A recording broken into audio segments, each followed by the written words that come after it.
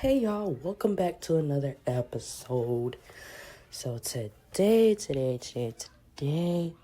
before we get into this bonus episode of Shade with No Filter, let me get into some things. So, if you're on YouTube, make sure that you drop a like and a comment and subscribe. Main episode 10, I will be reading your YouTube comments. And I do respond, so yeah. If you're on Spotify or Apple, please rate the show. If you're still on Spotify and Apple and Amazon, please give a follow. I would really appreciate that. Now, today's bonus episode, we're going to be talking about what it's like to be a half-blind hairstylist. I don't mind my voice. I'm a little sick right now. So, yeah. So, basically, let's get into it. So, I have been into hair since I was younger. It's just been a thing. I've always said I wanted to do it. I mean, I also said I wanted to do music too, but I just mainly stuck with hair. And then back in 2022, I started making crochet wigs, but they've never sold until like last year. Especially the ones I made like in the early days. But I no longer have my Etsy shop right now, so I've stopped making them for a while, but I'm planning on getting back into it. Since I could do that, I felt like I could, crochet hair too. So, considering that and, my whole dream, I want to do hair and wigs and all that. So, yeah, once I got out of school for good back in 2024, I went to this little program for a while that helped me learn like tax stuff and work stuff and interviewing skills to try and get me into a hair salon to do this thing called an apprenticeship where I could work under a stylist and they teach me stuff. That's going to be a lot more of what I want to do versus what you do in cosmetology school. And the interview went well. The lady liked me, but it didn't get further than that. So I've been left on my own. That's just always how I feel like. Every time I try to get, help by someone to do something, I get left by myself. But it's okay, because sometimes you just have to learn things and do things on your own.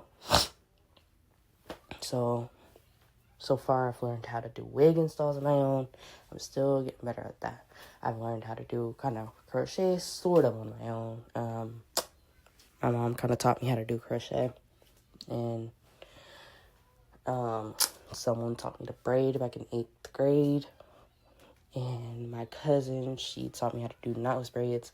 I love when I have like people who at least know how to do certain hairstyles or just hair in general in my family, so that way they can help me and they are really supportive. I'm glad I have a supportive family who supports me doing hair despite my visual impairment, because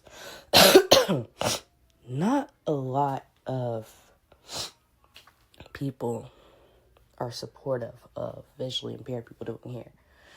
And I could tell you that because, trust me, I've gotten myself into multiple groups trying to promote my business, and I've gotten a lot of rude comments, like really, really rude comments. I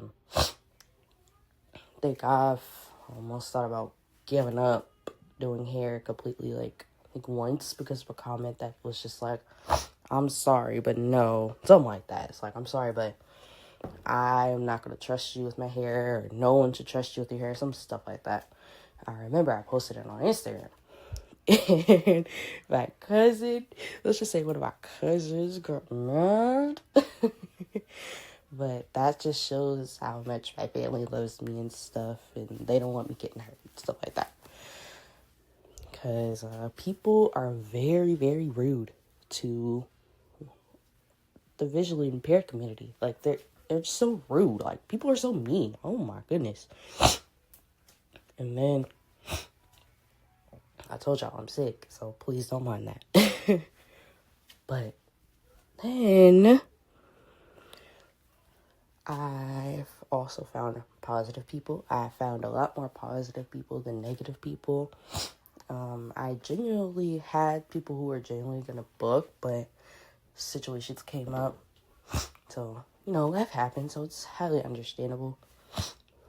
And I'm home-based. I plan to just do hair out of my house. But the thing is, I still live with my family. I don't know what the situation is about me and having clients up here, so I just can't take anybody right now. So, yeah, like,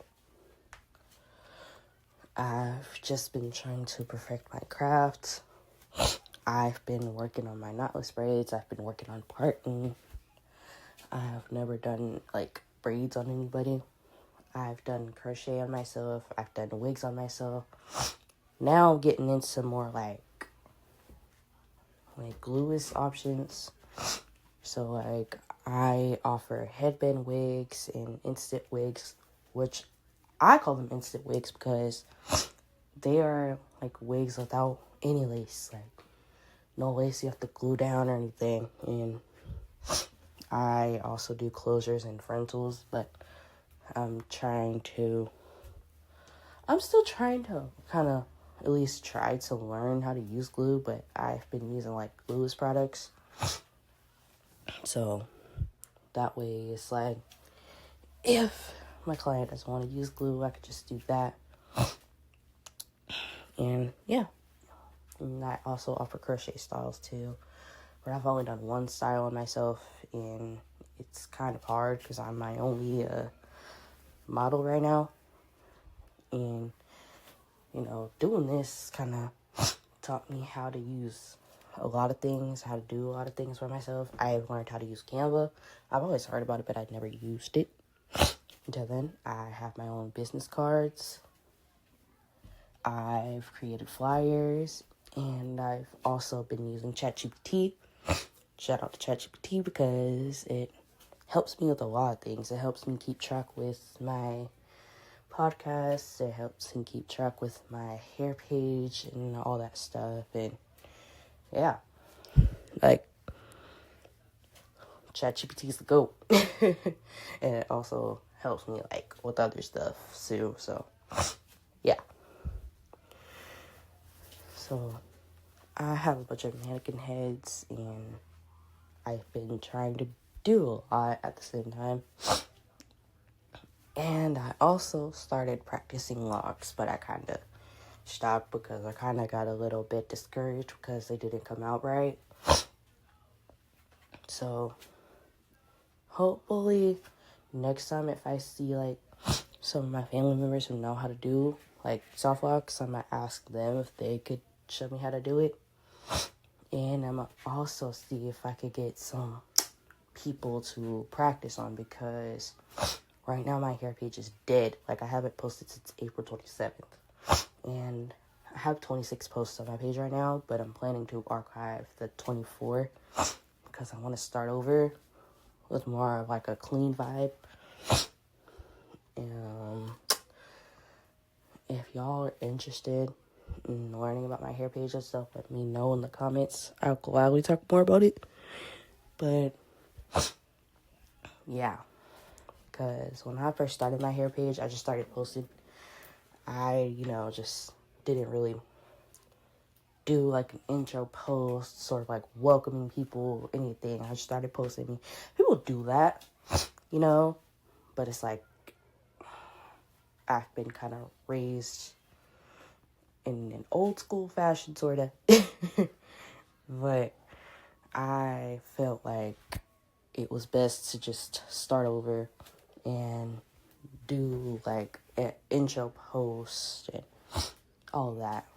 Because I did do an intro post for my wig business page. So, you have to think of all of this stuff when you become a small business owner. And there's also some visually impaired hairstylist that I've learned. And I watch them a lot. There's one girl, her name is Kyrielle on TikTok, and I watch her. She's really cool. Like, she's really funny. I wish I could meet her in real life. But she does hair, and it seems like her vision might be a little worse than mine. I'm not too sure. But yeah, she does braids, she does locks, she does her own wigs and everything. And it still comes out cute. Like, she even does crisp parts and everything. My parts are just terrible right now. But hopefully I could try to work on that. But yeah. If y'all enjoyed this episode, make sure you like it up. Drop your comments. Subscribe if you're on YouTube. Turn on post notifications for all platforms. Follow Spotify, Apple, and Amazon. Rate the show. That'll be nice. I would really appreciate that. And with that, I'll see y'all in the next episode.